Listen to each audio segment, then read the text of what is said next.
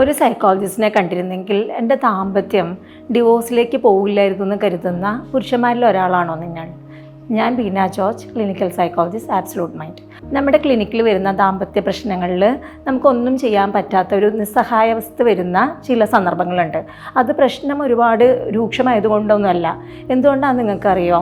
പലപ്പോഴും ഈ പെൺകുട്ടികൾ ആരും തന്നെ ഒരു പ്രശ്നമുണ്ടാകുമ്പോൾ ഓടി ഡിവോഴ്സ് ഒന്നും ഫയൽ ചെയ്യുന്നില്ല.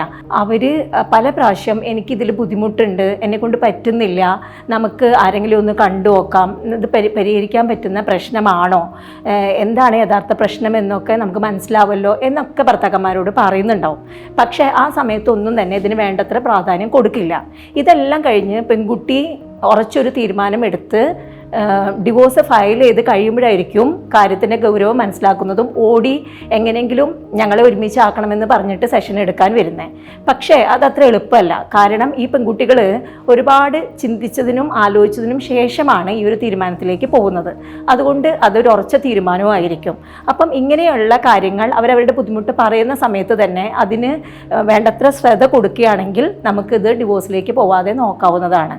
നിങ്ങളുടെ പ്രശ്നങ്ങൾ നല്ലൊരു സൈക്കോളജിസ്റ്റുമായി സംസാരിക്കണമെങ്കിൽ നമ്മളുമായി ബന്ധപ്പെടാവുന്നതാണ്. എത്രയും വേഗം നിങ്ങളുടെ പ്രശ്നങ്ങൾ പരിഹരിക്കപ്പെടട്ടെ.